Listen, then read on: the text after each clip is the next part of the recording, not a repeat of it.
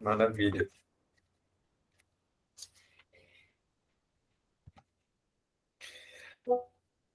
Desculpa chegar um pouquinho mais tarde, foi uma correria produtiva.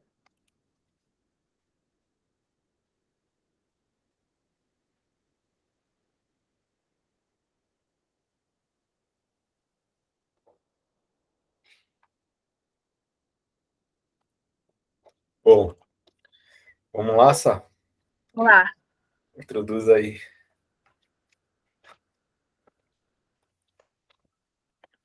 Bom, gente, é muito legal ter vocês aqui em mais um encontro.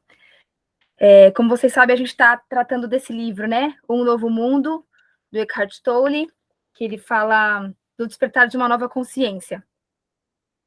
E essa roda nasceu porque, mais do que ler sozinhos, né? Faz muito sentido a gente dividir esse conteúdo tão importante e necessário. Até esse capítulo ele fala justamente isso, de mudança planetária, né? Então, ele fala que à medida que a consciência for se expandindo e ampliando, comunidades vão se unir em prol de uma mudança planetária. Então, agradeço a quem sentiu o chamado e está aqui conosco nessa mesma proposta, alinhados. Esse capítulo especificamente, eu gosto de falar que é tiro, porrada e bomba, né, Lu? Falou que é tiro, porrada e bomba. Ele vai falar da interpretação de papéis, as muitas faces do ego. Ele já começa dizendo que o ego, ele sempre quer alguma coisa do outro. E eu vou trazer muita coisa que eu escutei esse fim de semana. Eu até comentei com alguns amigos, o Luiz sabe também. Eu fui em um templo budista no Od Saolin, em Cotia, e parecia que a Lama tinha lido nosso livro com a gente, assim. Eu falei, será que ela faz parte do nosso grupo? Assim? O Eckhart Tolle bebeu dessa fonte, ou enfim. Porque ela trouxe muitos conceitos que eu quero trazer aqui, porque tem muito a ver com a leitura desse capítulo também. E o capítulo começa falando justamente isso, do quanto tudo que a gente faz é movido por uma motivação egóica, por benefício próprio, sabe? A gente sai ganhando alguma coisa. Até quando a gente vai fazer para os nossos filhos, são os nossos filhos, ainda é projeção nossa, ainda é ego nosso, né? E ele fala, então, de uma motivação motivada, de uma motivação impulsionada pela essência, que como a Lama disse no templo nesse domingo, uma motivação pura, altruísta, para o coletivo, né? Então ela já começa dizendo isso, que tudo que a gente faz é para benefício próprio. E se a gente analisar, de fato, nunca não, né? A gente está aqui na construção desse lugar, assim, mas em geral é para o nosso benefício. Lu, quer falar alguma coisa? Vai complementando, tá? Ele também fala, né, como que, de alguma forma, né, o ego, e talvez eu queria chamar uma atenção para mim, pelo menos para mim, chamar o ego como um eu inferior, né, porque também tem uma potência dentro desse eu, né, e aí ele fala sempre da consciência e do ego, né, e fica nesse antagonismo, né, que às vezes me incomoda um pouco também nesse livro, mas ele tem um propósito também de reconstrução do nosso ser, né, então por isso que ele pontua dessa forma. Então, aí ele fala que esse eu, ele de alguma forma, ele sempre vai estar buscando o quê? Admiração, reconhecimento, elogio, né? Ele está buscando essa presença, esse pertencimento de alguma forma, né? E que até uma pessoa tímida, ela também busca isso. Que a timidez também é algo também que é do movimento egóico, né? Porque também é um temor de tomar atenção, né? Ou com medo de desaprovação, com medo de crítica, também tem isso assim. Então eu acho bem interessante frisar isso, porque às vezes a gente acha que o negócio é estar quietinho, sabe? É não se expor, porque se eu exponho eu tenho a vontade do ego. E não, o barato é observar, é conhecer esse cara. Ele fala também da busca perene de atenção. E essa busca tanto pode ser nesse pensativo nesse pensamento de eu sou bom, eu sou melhor do que o outro, né?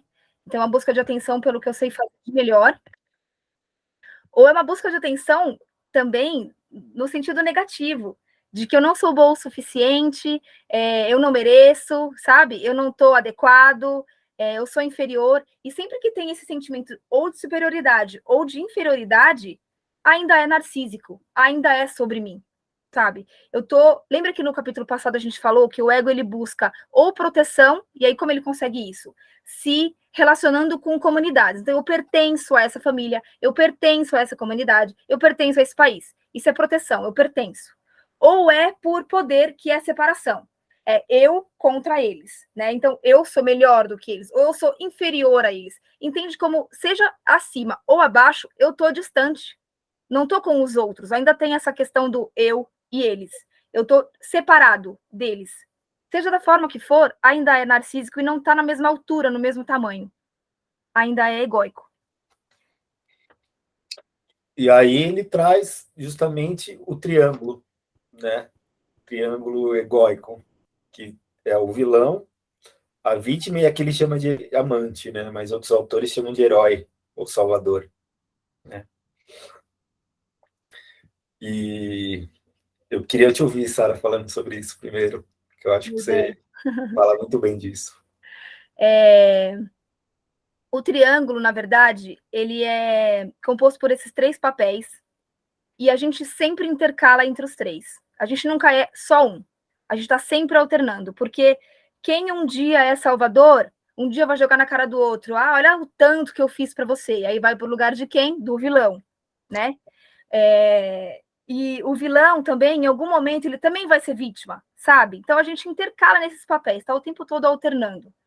É um triângulo que está em movimento. A gente está sempre em uma dessas pontas. E nenhum desses 3 lugares são adequados. Nenhum desses 3. A gente está em um lugar saudável, fora desse triângulo, que é o lugar de adulto, maduro, saudável, sabe? O adulto, ele não é nem vilão, nem vítima e nem herói. Ele é um quarto papel, um quarto componente que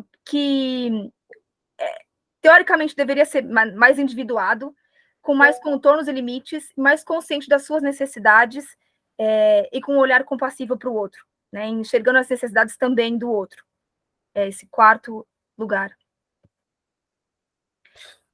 De alguma forma também me remete muito nessa leitura que tanto esse papel vilão, vítima e amante é a gente poder enxergar esse movimento do ego, do eu inferior, apegado ao sofrimento, como uma criança, sabe?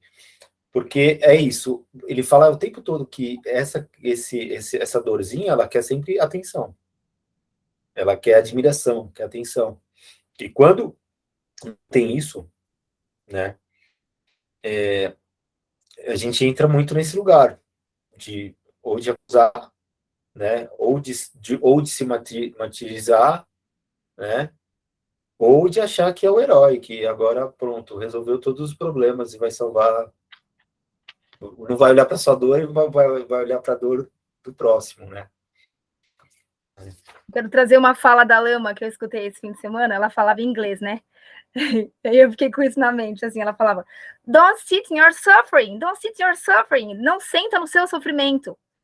Não senta no seu sofrimento. Não se identifica com ele, não usa como muleta, sabe?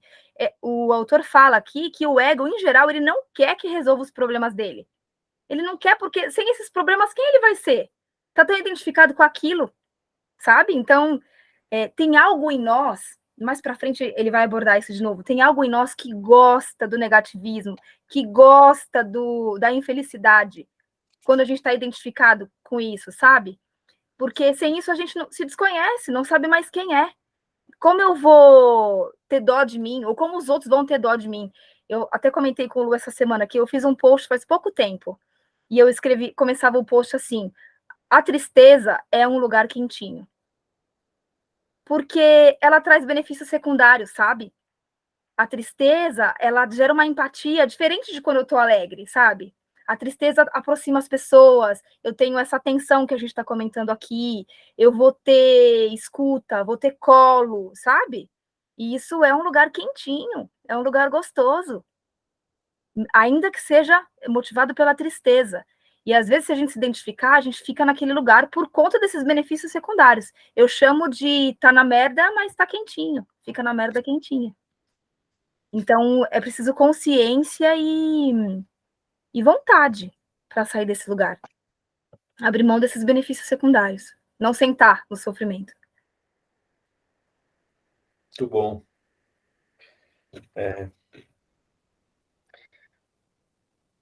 Eu vou continuando E aqui, aí, Lu. vai lá, vai Você vai me lá. interrompendo. Quer falar? Pode falar, vai. Não, eu ia falar sobre, né, reconhecendo esse triângulo, né, que a gente tem, às vezes, uma necessidade muito grande de buscar e encontrar, né, um amor, né, dentro desse lugar, assim, e relações que tragam esse apaixonar-se, né, e como isso é uma intensificação do desejo, né, que também é uma necessidade do ego, né, a gente fica viciado, às vezes, na imagem de outra pessoa, né? Isso não tem nada a ver com o verdadeiro amor.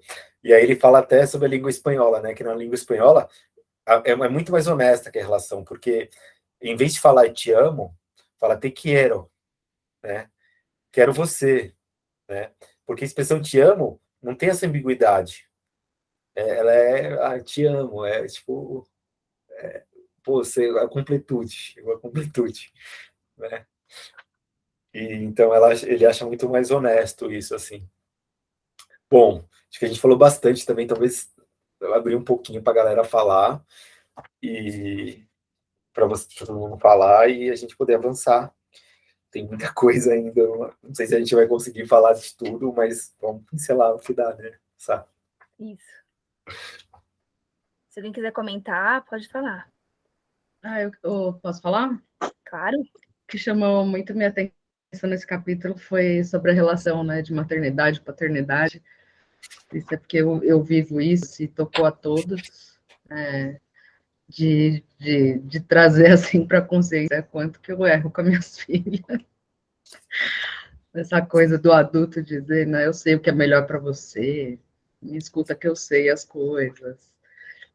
Pô, queria ouvir de vocês, assim, ele até fala, né, sei lá, qual que é o melhor caminho, assim. Queria ouvir de vocês. Isso me pegou Sobre também, Lu. criação. Isso me pegou também. Só queria concluir, Lu, o que você disse das relações, né? Eu vou trazer a filósofa Marília Mendonça, que tem aquela música que fala me apaixonei pelo que eu inventei de você, né? É um pouco isso, assim, que o autor, ele fala que eu interpreto quem você quer que eu seja e você representa quem eu desejo que você seja. Então, é isso. Sempre é projeção, sabe? E demora para a gente acessar o eu verdadeiro do outro, até porque a gente também está o tempo todo tentando descobrir o nosso, né? Por isso que o Bert Hellinger, ele fala das relações do amor à segunda vista, que a nossa sociedade é essa da metade da laranja, né? Você me completa, amor à primeira vista, e o Bert Hellinger fala que o amor mais longevo e mais verdadeiro, ou pelo menos mais real, ele nasce a partir da segunda vista, que quando você se depara com o eu desprendido de máscaras e personas, sabe? É um eu autêntico, né? Porque não se sustenta por muito tempo as máscaras. Então, você consegue se apaixonar por essa versão autêntica, aí sim tem chance desse amor ser longevo. Maternidade, paternidade. Meu Posso só desculpa, sim, vai, Lu. pedir uma licença, assim. Claro. Só para a gente chegar nesse paternidade e maternidade, vou tentar fazer um briefing rapidinho, né? Porque, assim, quando a gente vai chegar lá, mas, assim, ele vai falar que a questão é que a gente sempre se identifica com papéis. Como a Sara fala, eu me apaixonei pela imagem que eu inventei de você, né? Então, a gente tem, de alguma forma, papéis pré-estabelecidos nessa sociedade. Eu sou terapeuta, eu sou pai, eu sou uma série de coisas. E a partir desse lugar, eu projeto a minha visão para o outro e também recebo essa projeção de visão para o outro. E eu me relaciono dessa forma. Então, eu acho que esses papéis, né, que trazem muito isso. E aí ele vai entrar bem nessa ferida do papel da paternidade e da maternidade. E aí, só queria trazer isso para a gente ir costurando. É o que ele chama de papel identidade, né? É. Que a gente está sempre tentando conservar esse papel. E para quem não tem filhos também, fala muito da relação, né, entre pais e mães também, né? Ele fala até uma frase aqui interessante: se você pensa que é tão iluminado, passe uma semana com seus pais. Daí isso que eu li, me confundi um pouco sobre a questão de constelação familiar, sabe? Que eu acho que compartilha aqui da mesma ideia, né? De você nunca se opor, né? Que são seus pais. Até que lá tem os níveis hierárquicos, né? Na constelação. Mas aqui fala dessa coisa de aceitar, né? Quem eles são. Tomar pai e mãe. Ser pai e mãe. Acho que tem um pouco a ver com constelação. Sim, também achei. Também achei isso. Eu anotei isso. Um pouquinho antes da gente entrar em maternidade e paternidade, só não queria perder um trechinho que ele fala, assim, da felicidade como papel, da felicidade verdadeira, que está um pouquinho antes dele entrar em maternidade. Ele fala uma coisa linda que eu não queria perder, sabe? Porque ele fala, não busca a felicidade. Você buscar a felicidade chega a ser... não tem sentido, porque você já tem a felicidade. O que acontece é que a infelicidade encobre, está sobre. Então, eu fiz uma analogia, é como tirar o pó do tesouro, sabe? Sabe aquele tesouro escondido na areia, assim? Você só tira o que está em cima e vai achar? Só tira o pó e está lá? Porque ele diz que a felicidade é o nosso estado natural de paz e serenidade. Então, a felicidade está dentro, você só tem que tirar o que está em cima, que é a infelicidade. E aí, mais para frente, ele conta como fazer isso, que é pelo estado de presença. Mais para frente, ele fala assim, como eu faço para ficar em paz agora? Agora, olhando para o momento presente. Porque passado é memória, futuro é projeção. Em nenhum desses lugares existe vida acontecendo. Nem no passado, que já foi, que eu não posso mudar, e nem no futuro, que eu não tenho ainda controle. O único lugar onde eu posso ter paz e atuar, onde a vida está de fato acontecendo, é aqui, agora, na presença. Isso é tirar a infelicidade, é separando o que é fato do que é sentimento, pensamento, reação. Ele fala que a nossa fonte de sofrimento é o que a gente pensa sobre aquela situação, o que a gente sente com aquela situação ocorrida, né? Se a gente tirar sentimento, pensamento do que aconteceu, eu consigo estar na presença. E é interessante isso que ele fala, ó, não busque a felicidade, porque buscar é antítese dela. A felicidade não busca, ela é. Né? É lindo, muito, muito lindo. Exato. Isso. E fala aí da paternidade e maternidade aí, sabe? Isso aqui. Bom, gente, quem nunca ouviu essas frases? Ou a gente já disse, ou a gente já escutou alguém falando, ou nossos pais falaram pra gente. Quero que você alcance o que eu nunca consegui. Ou a gente não disse, mas pensou, sabe? Desejo que você seja alguém aos olhos do mundo para que eu também possa ser alguém por seu intermédio. Não me decepcione. Eu me sacrifiquei tanto por você. Eu sei o que é melhor para você.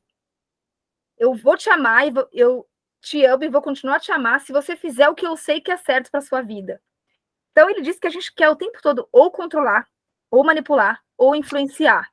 E a gente não está permitindo que as crianças façam o caminho delas. Que elas sofram, sim. Ele fala que a dor nos leva mais fundo.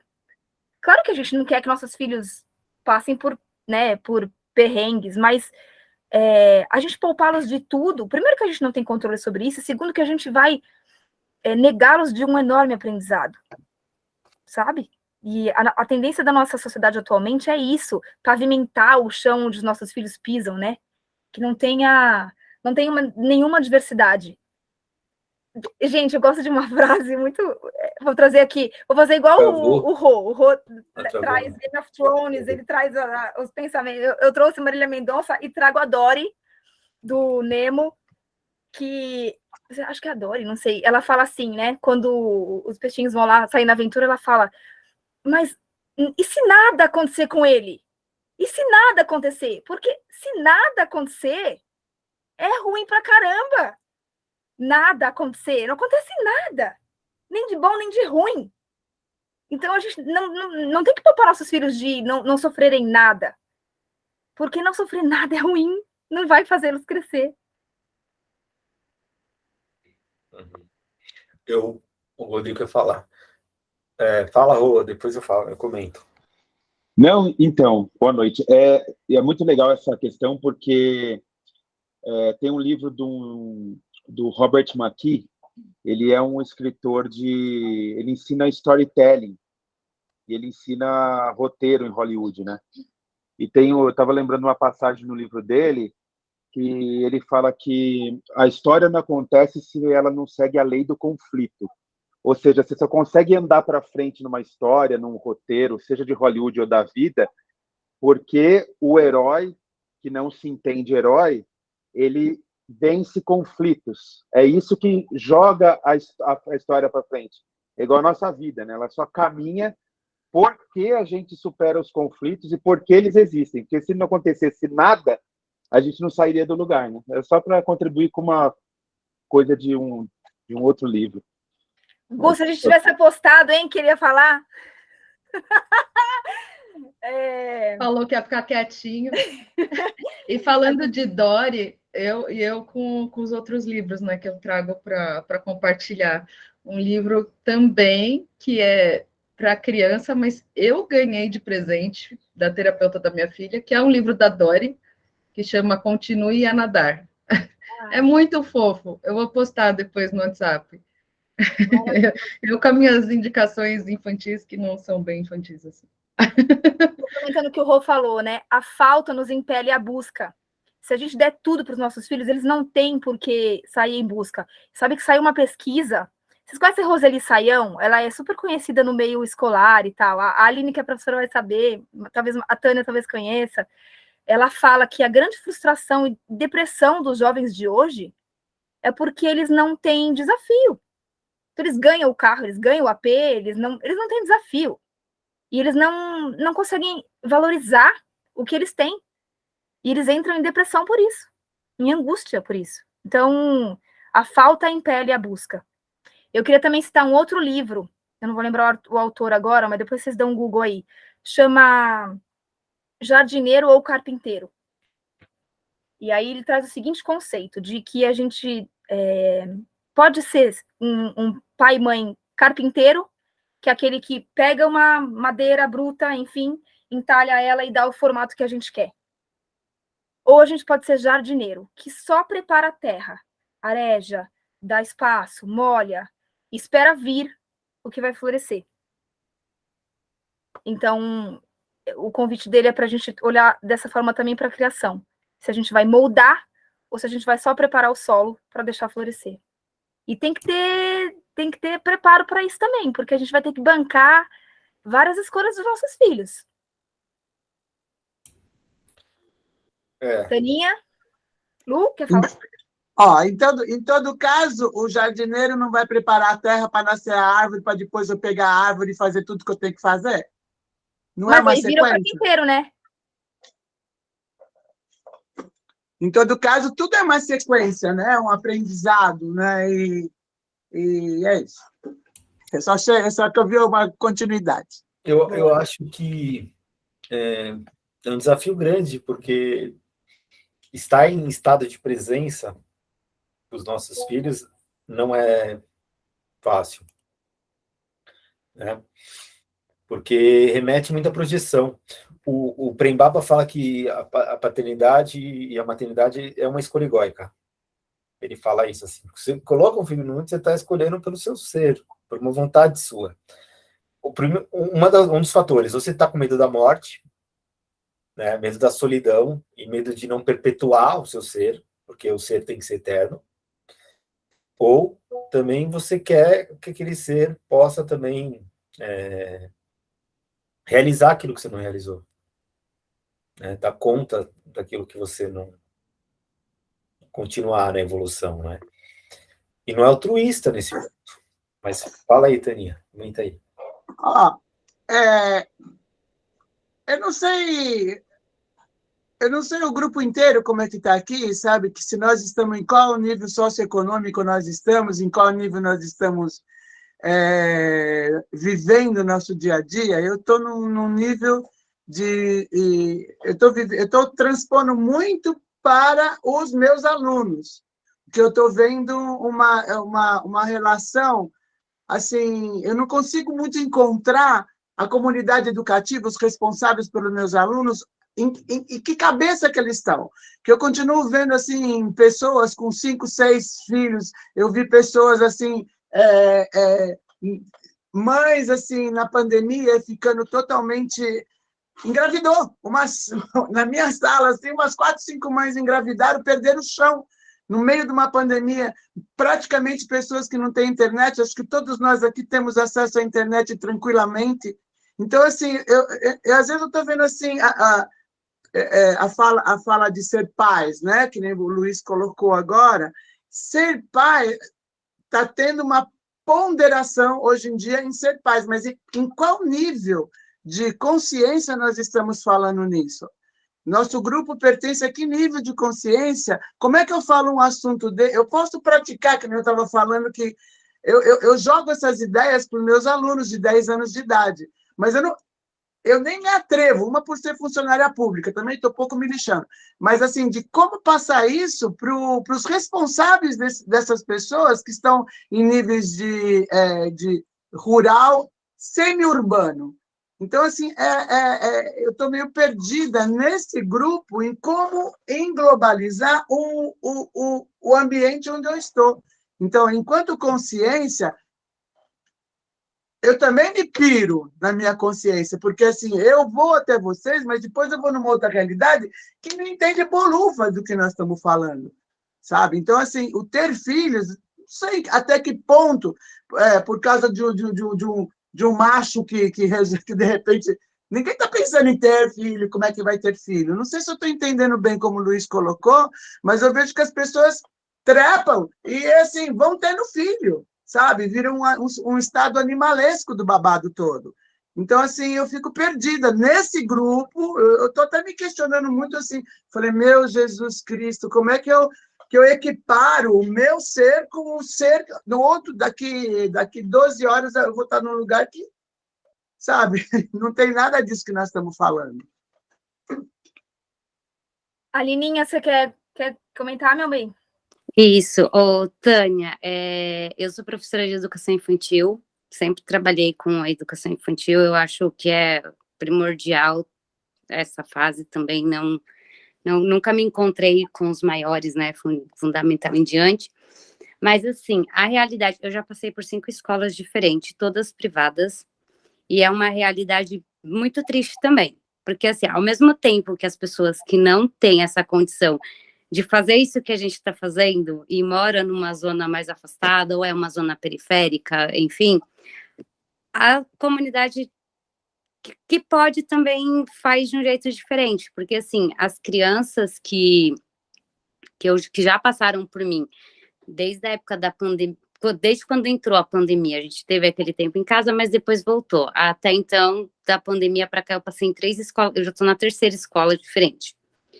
E assim, é caótico, porque as crianças, eu estou falando agora da turma que eu estou, são crianças de 3 e 4 anos, são crianças muito infantilizadas, totalmente sem limites, e acham que pode fazer tudo e ainda bater na cara da professora, porque isso acontece com a minha auxiliar. Ela não tem um pulso tão firme quanto o meu na hora de falar, ela deixa, porque ela fala que ela não sabe como falar com as crianças de uma forma mais não gritar ou coisa do tipo, porque, né, jamais a gente faz isso com uma criança, eu tenho horror a isso, ainda mais por eu vir estudando autoconhecimento há 2 anos, mas já teve alunos que bateram no rosto dela e ela ficou super chateada e Isso foi antes de eu entrar e agora eu tô meio que conduzindo ela e eu tenho esse pulso mais firme e um jeito mais dócil de conseguir conquistar as crianças. Tanto é que eu tinha um lá que ele batia em todo mundo, ele gritava com todo mundo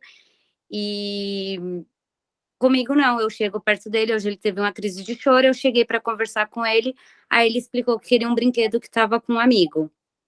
E ele queria um brinquedo, eram peças de montar, um jogo de peças de montar, e tinha várias peças iguais. E ele deu aquele escândalo por causa do brinquedo. E detalhe, a escola não está preparada, os gestores não estão preparados. Eu fui falar com o meu patrão, que é o diretor da escola, e eu falei assim, eu estou há um mês aqui, mas eu percebi, se tivesse um plano, um projeto socioemocional, trabalhando desde o berçário até o infantil 4, que são as meninas que têm 6 anos, de 5 para 6, seria outra coisa. É fácil falar que o pai não cuida, que o pai isso, que o pai mima, mas e a escola? Qual que é o subsídio que a escola está dando? Então, assim, é difícil, é um meio muito difícil, porque a gente está navegando, está remando sozinho ali no meio.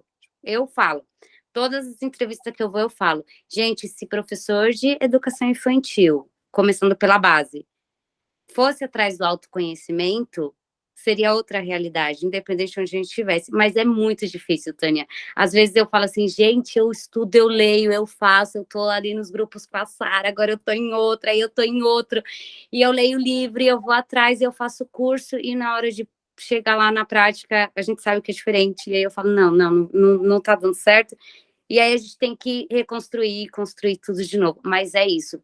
Tanto na rede privada tá a mesma coisa. As crianças têm isso que a Sara falou, que é tudo muito fácil, então eles acham que eles podem fazer do jeito que eles querem, eles não têm limite nenhum.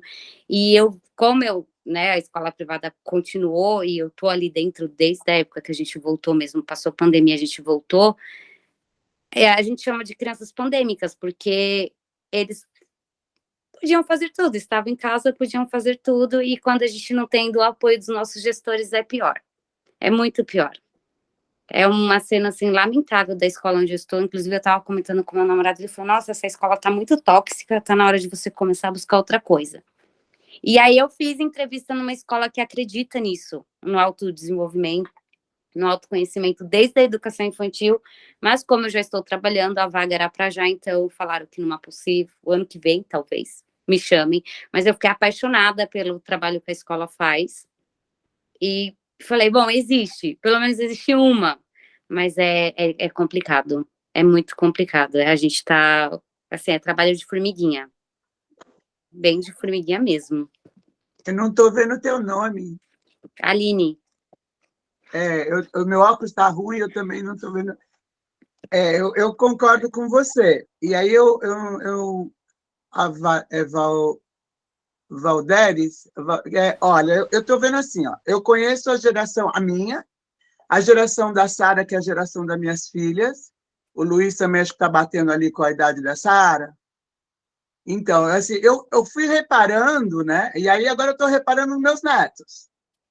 Né? Eu tenho neta de 16 anos e neto de 6 anos.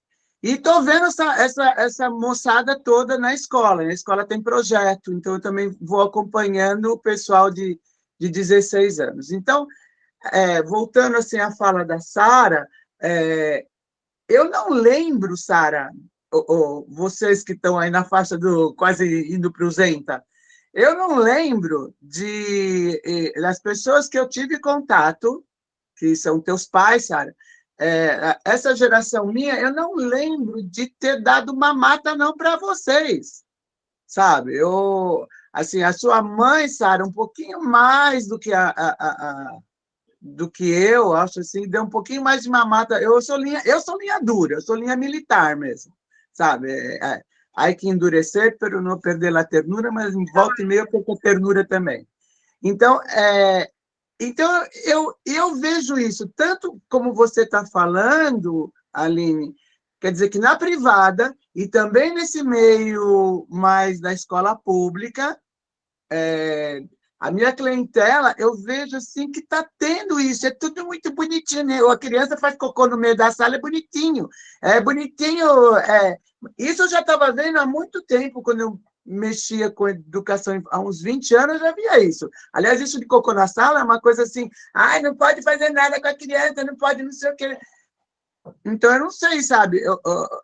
Vai voltar, vai regredir a coisa, sabe? Mas sabe que Jung falava justamente isso das polaridades, né? Como funciona a polaridade?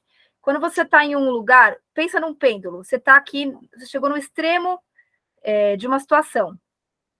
Quando você bateu ali no limite, solta o pêndulo, o que ele vai fazer? Ele não vai para o meio, ele vai para o outro extremo, né? É assim que ele vai fazer. Então, a gente saiu de uma sociedade restritiva, autoritária, tarará, foi para outro extremo. Muita permissividade, passa a mão na cabeça. E aí a gente está justamente aqui, nós estamos aqui nessa roda, construindo um lugar do meio. A resposta está na nossa geração de construir um lugar do meio, sabe? E a Aline acabou a fala dela com a receita, trabalho de formiguinha. E eu diria mais, Tânia, você está interagindo com adolescentes de 10 anos. Eu acho que você pode plantar sementinhas, mas eu acho que requer maturidade, sabe? E tem a ver com esse percorrer do caminho, com a dor que leva mais fundo, tem a ver com essa busca que vai levar à procura, porque tem que ter vivência, tem que pisar na lama para você chegar do outro lado do rio, sabe? Tem vivência nesse caminho para chegar em discussão como a gente está tendo agora. Então, você pode plantar a sementinha, que talvez não dê fruto agora, mas que ela vai solidificando, sabe? Lu? Eu queria comentar um pouco do Eckhart Tolle aqui, porque eu acho que tem muita coisa a ver com isso, né? Eu acho que a gente tem que chegar num nível assim da gente desapegar, né, do nosso papel, daquela autoimagem, né? Eu fui professor durante 11 anos, ainda sou educador. Hoje estava dando aula de Aikido até. Então, assim, quando a gente desapega desse lugar da imagem do pai, do professor e da criança, a gente entra em contato com aquela presença que é do ser, né? E aí é a grande surpresa. É quando você escreve na lousa lá sobre o que é o ego e a menina fala, o que ela falou mesmo? O ego é o eu, o quê? Pausei? Como que é? A Luninha falou que é a ilusão do eu. A ilusão do eu. Uma menina A 10 anos Sofia falou. fala isso, né? Porque acho que é isso, esses papéis são uma ilusão. É algo ali que determina, né? E que quando determina, ele fecha um mundo de infinitas possibilidades, né? E eu acho que é isso, assim, ele vem muito falar sobre isso daí, porque a gente às vezes tem que viver esse sofrimento, essa coisa, de forma consciente, porque inconsciente a gente entra no lugar do papel. Teve um dia que uma criança gritou comigo, e foi a primeira vez que eu não fui reativo, assim, com uma criança gritar comigo, até por conta desse histórico de professor, de ter tido uma mãe autoritária, enfim, minha questão sociohistórica. E a pessoa gritou assim comigo, falou assim, cala a boca! Mas gritou com raiva mesmo, sabe? Eu olhei para aquilo e falei assim, tá bom, eu entendi que você não gostou, mas calma, a gente vai conversar daqui a pouco. Quando eu falei isso, mudou toda a história ali, né? Mudou. Eu saí de um lugar assim, eu sou adulto, você tem que me respeitar. Tipo, não tem isso. Tipo, ele estava comunicando dentro do recurso dele ali, aquele limite, né? Então, Maravilhoso. eu acho isso, assim. Lu, não posso deixar de pegar esse gancho de que você falou da sua história, sabe? Porque o autor vem falar também da nossa relação com os nossos pais. E aqui a Gu também já deu uma pincelada nisso, né?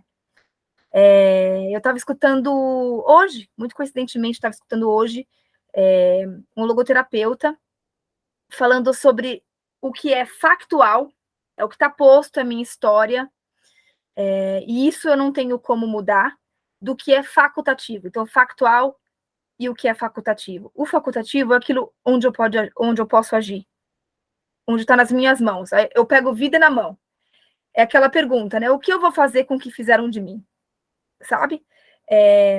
E aí o Eckhart Tolle, ele fala que a relação com os nossos pais vão dar o tom de todas as relações subsequentes. Por isso que o Luiz falou, né? Quando a criança gritou com ele, leva para um outro lugar. É um lugar antigo, muito conhecido, sabe? Então dá o tom para todas as relações subsequentes, e disso a gente não tem como escapar, só com muita consciência, presença e autoobservação. E também os nossos pais são um teste para o nosso grau de presença e consciência atual. E eu estou lembrando da Lama no fim de semana, que ela falava assim, que a mãe dela, ela falava, minha mãe é maravilhosa e tal, minha mãe é um amor de pessoa. Mas quando eu falava para ela do amor, da compaixão, da sabedoria, ela falava, eu tenho que agir desse jeito até com a minha sogra. Então essas pessoas que são aquelas que vão encostar no nosso roxinho, sabe aquele roxinho? Sabe aquele quebradinho que dói no inverno? Não é sempre que dói, mas alguém vai, encosta bem naquele lugarzinho. Essas são as que são nossas mestras.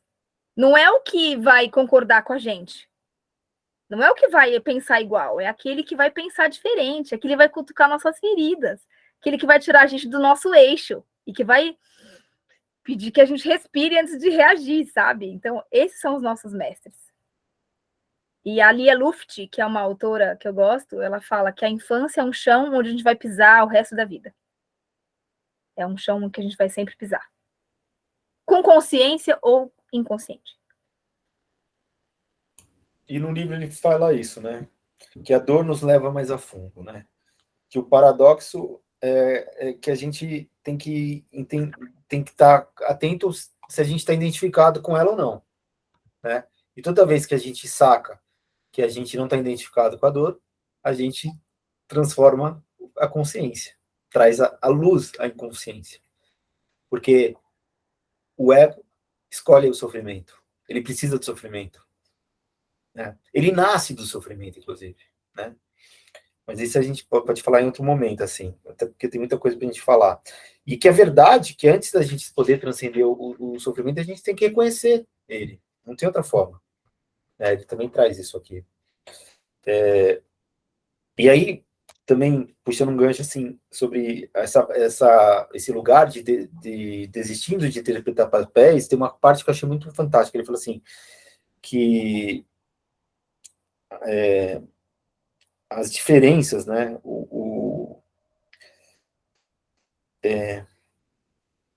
escolher, né, não vivenciar esses papéis tem duas formas. Tem uma forma que é a forma...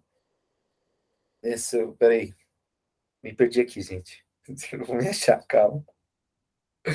Você lembra das duas formas que ele fala? Para se libertar do ego? Que tem uma forma que ela é original e uma forma que é pegada. É mais ou menos isso, eu não lembro o termo aqui, eu perdi a marcação aqui. Então, atenção, do tipo de atenção. Sim. Esse tipo de atenção. Uma que atenção é com forma ou sem forma, né? E uma sem forma. A conforme é baseada no fazer. Uhum. Ele fala isso até dos filhos, né? Então, é uma atenção. Como que eu dou atenção para o meu filho? Você já tomou banho? Você já fez sua lição? Né? É uma atenção baseada no fazer.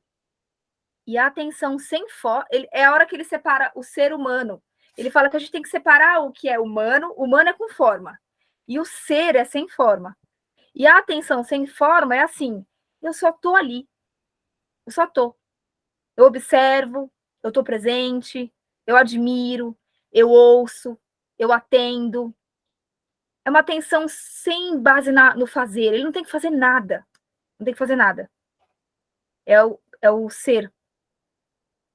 Atenção baseada no ser. E aí tem um gancho depois que ele fala assim, ó, na forma, somos e seremos sempre inferiores. E algumas pessoas vão ser superiores a outras. Essa é a forma. Na essência, a gente não é nem inferior nem superior. A gente é a verdadeira autoestima, é a autêntica humildade de ser quem a gente é. Né? E aí ele fala muito disso, assim, que ele dá sempre parabéns, né? Quando alguém fala, nossa, eu tô perdido, não sei quem eu sou, fala parabéns. Ah, essa parte é linda. Tá mais perto da sua essência. Tá mais perto do seu ser.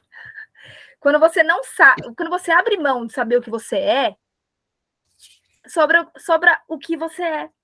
Você é isso. E sabe que isso me faz pensar também em uma outra coisa, né? A sociedade de antes, que determinava... Então, os papéis estavam muito definidos. Então, o homem saía de casa para trabalhar, a mulher ficava com as tarefas domésticas, estava definido. A mãe tinha um determinado papel na criação, os pais tinham outro. Até o trabalho estava. Se o pai era sapateiro, o filho era sapateiro. Se o pai era advogado, o filho era advogado, né? Já estava posto. A gente sabia que caminho seguir. O nosso momento atual traz uma grande angústia, porque é a angústia da escolha e de lidar com o fato de não saber como seria ter escolhido um outro caminho. E se eu tivesse seguido outro caminho? Não dá para saber. É a angústia da escolha e de bancar a escolha, né? Não está mais posto. A gente tem uma liberdade, mas junto com a liberdade vem também essa angústia, né? Uhum. Eu lembrei muito da Tânia em um trecho, que a Tânia falava assim, como eu vou me livrar do ego? Em todo caso, tudo se baseia na praticidade do acontecer, das gerações que vai acontecendo. Se eu como a Aline estava falando, né, como está desvinculado, não é só as gestas dela que está perdida. Eu estou entrando olha, eu não sei mais se é meu ego, egolo, não sei o que é, mas eu quero acabar com essa Secretaria Municipal da Educação, porque eles estão fazendo a maior burrada e que eles estão se vinculando com pessoas que querem fazer cada vez mais os seres serem máquinas. Então, assim, está havendo um retrocesso que não estão deixando a espontaneidade do ser, não vou nem colocar criança ou não, mas desde pequeno a família dá uma maneira de se proceder. Na escola, dá a maneira de proceder de que tem que ser máquina para servir, não servir ao próximo, servir à máquina para alimentar o sistema. Então, como é que a gente pode... E as profissões estão se mudando. Hoje em dia não tem mais o sapateiro, ou não tem mais, é tudo descartável. E como que a gente, então, faz essa criança, esse ser que está vindo, como que a gente vai modelando, ou seja, tem que modelar a gente também, para poder conseguir conciliar com o deixar-se ir, o poder do agora, sabe? Que a gente fica, às vezes, manuseando o instante, induzindo. Assim, a educação hoje está induzindo as crianças a serem máquina. Aquele filminho do Charlie Chaplin, lá, da maquininha. E é isso mesmo, números e máquinas, ainda continua sendo assim. E como que é a sociedade, a geração que está educando as crianças, os responsáveis, eu já não estou educando mais, estou colocando assim, quem está educando as crianças, o que está fazendo? Está perdido, né? Então, assim, como que vai fazer com que eles entendam o que tem que ser feito?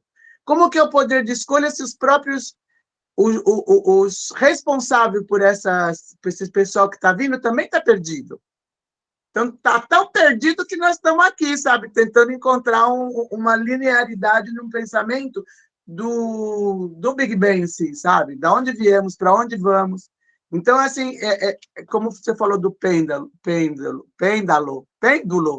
né? Quando bate e volta, às vezes dá a impressão que ele bate e fica enroscado lá, que nem o que tem embaixo dos prédios do Chile no terremoto. Às vezes, assim, o prédio entorta, sabe? Então, é umas questões...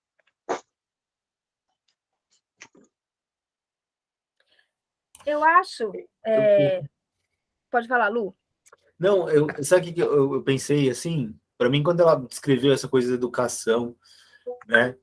E dessa estrutura, e de como isso está preso, o negócio, eu lembrei do Eckhart Tolle falando, né? Que, da mesma forma que tem as funções e os papéis, também existem as funções e os papéis de algo muito maior, sociais.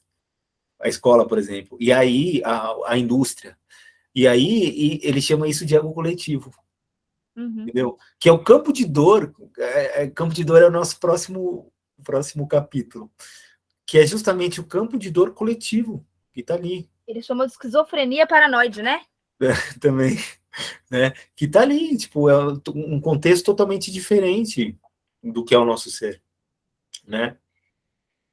É E a isso. gente falou no primeiro capítulo do distúrbio herdado, né? A gente tá doente.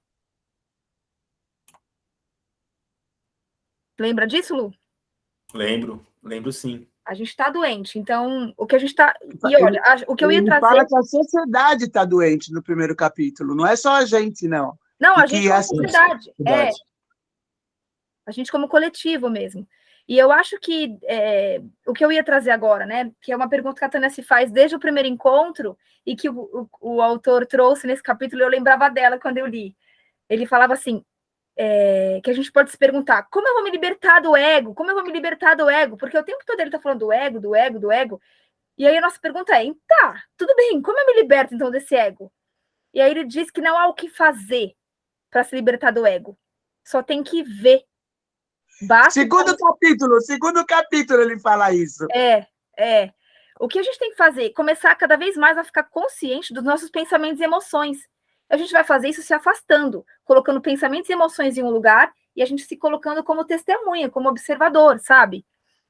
A gente fazendo esse exercício e convidando quem está sob nossa influência, filhos, alunos, enfim, a fazer isso. E quando a gente faz isso conosco, a gente também inspira que outros façam, sabe? Quando você se coloca nesse lugar de observador e acessa a essência do outro, sabe? Então não tem como se libertar, não tem o que fazer para isso, tem que ver. É treino. É isso aí. Vamos ver um pouquinho isso, então? Eu queria muito. Quer falar mais? Não, eu queria só trazer um vídeo. Eu estava em reunião hoje com a Guta e com o Rô, e a gente falou do Shizad Chamini, e eu lembrei como um TED dele tem muito a ver com esse capítulo. Até o que a gente falou, né, Gu, de maternidade, a gente leu trechos aqui de que a gente ama nossos filhos se eles fizerem o que a gente quer, se eles forem o que a gente deseja, né? E o Shizad Chamini, ele é autor de um livro chamado Inteligência Emocional, e ele tem um TED lindo, que depois eu vou compartilhar com vocês lá no grupo, mas tem um trecho em especial que ele fala da relação com o filho dele. Eu queria projetar aqui, alguns minutinhos só. Tem a ver com tudo isso que a gente conversou agora. Vou projetar, peraí.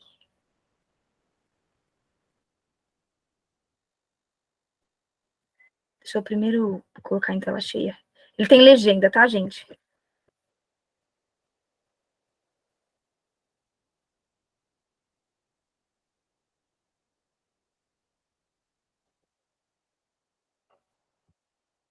Vocês estão vendo em tela cheia?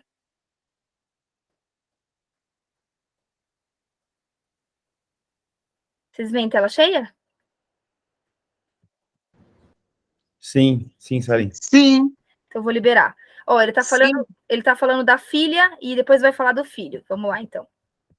Tisa, my son Kian loves tickling. So I have invented a game with him where I start tickling him and stop only if he gives me all the right answers. So I start tickling him and ask Kian, why do I love you so much?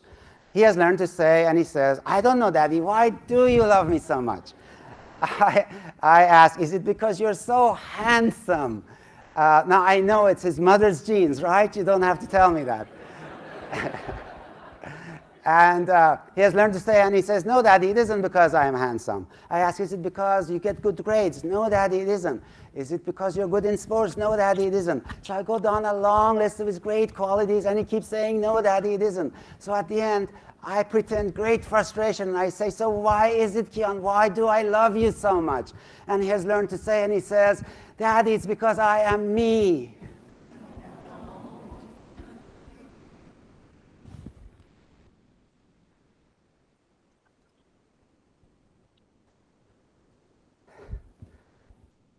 Daddy, it's because I am me.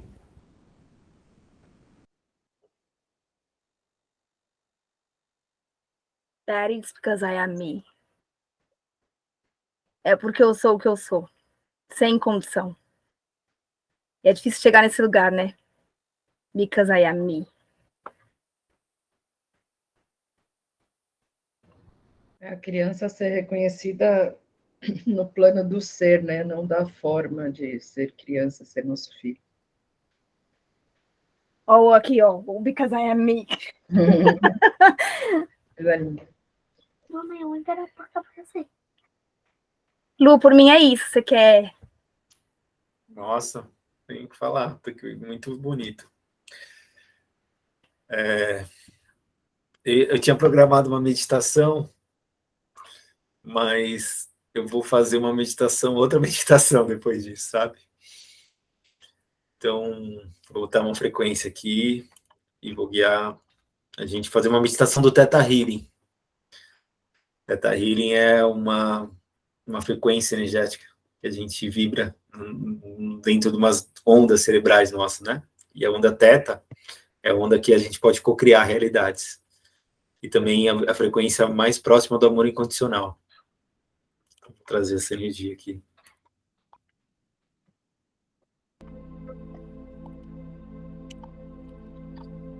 Então,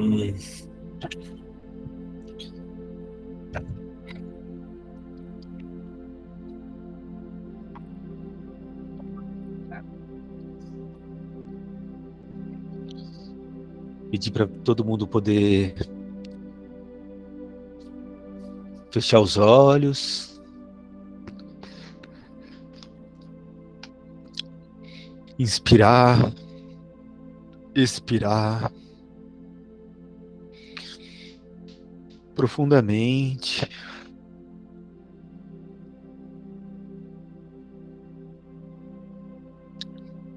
E sentir toda a energia do nosso corpo indo até o centro da Terra. E subindo, subindo, subindo, subindo, entrando pela sola dos nossos pés,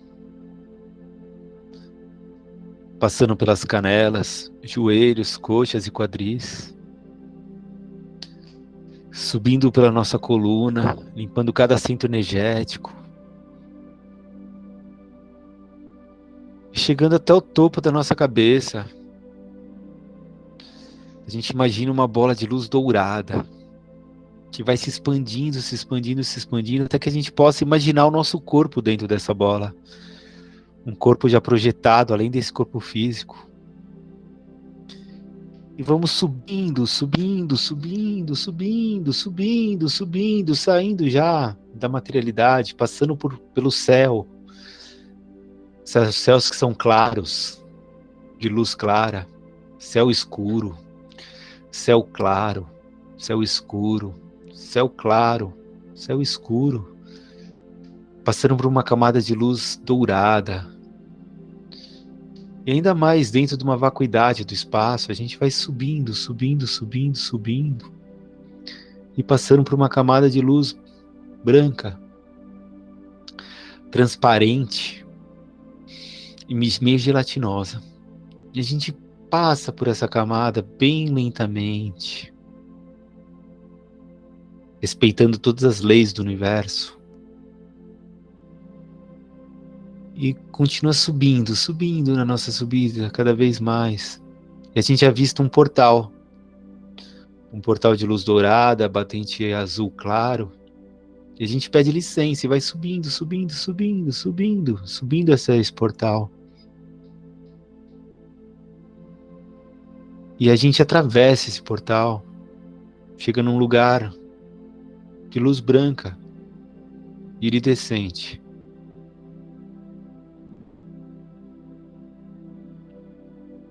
Como se fosse o brilho de uma pérola.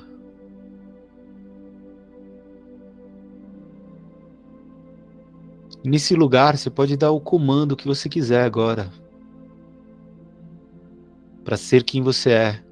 Você permite ser quem você é, entrando em contato com o Criador de tudo quanto é. Você pode pedir isso, ou o que você quiser pedir.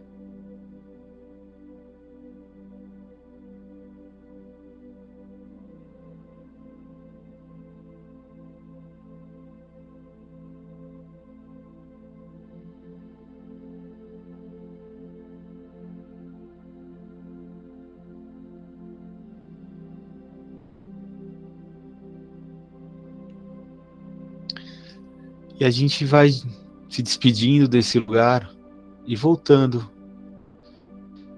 aqui para esse momento presente. Quando a gente estiver voltando, toda vez que a gente estiver atribulado de muitas coisas, pensando muito no passado e no futuro, eu aprendi com o Lama que a gente pode fazer a seguinte pergunta: o que eu vou fazer daqui a 30 segundos? E essa não resposta traz a gente para um lugar de tranquilidade, serenidade. O que você vai fazer daqui a 30 segundos?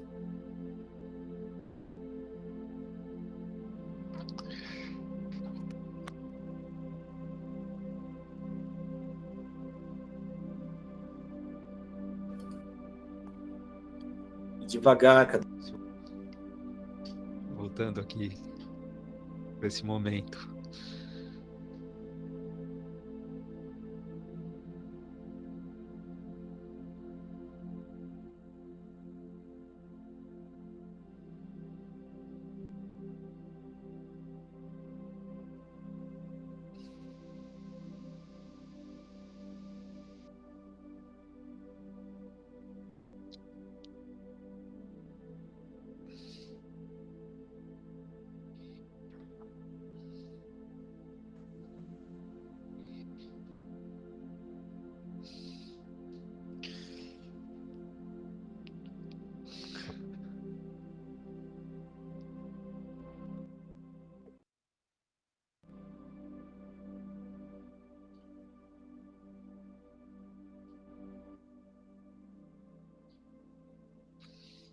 Gente, tudo bem aí com todo mundo? Tudo ótimo. Que bom. Gratidão, Sara, pelo convite mais uma vez. Gratidão a todo mundo que esteve aqui presente. E é isso. Passo a palavra para você. Muito obrigado. Muito obrigado. Ó, o Miguelzinho aí. Ai, Os dois que lindo. Miguelzinhos aqui também tem. Tudo bem, Miguel? Estou participando pela minha segunda vez. Você veio para meditação, né? Sim. Tá Que bom, gostando? querido. A minha mãe deixou eu participar. Muito bom.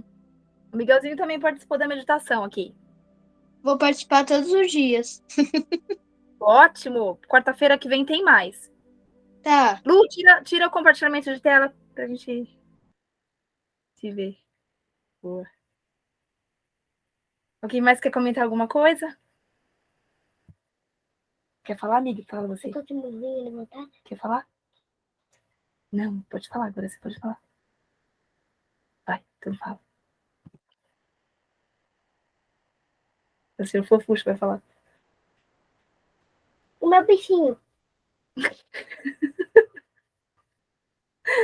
É o senhor Fofuxo. Vamos dar tchau?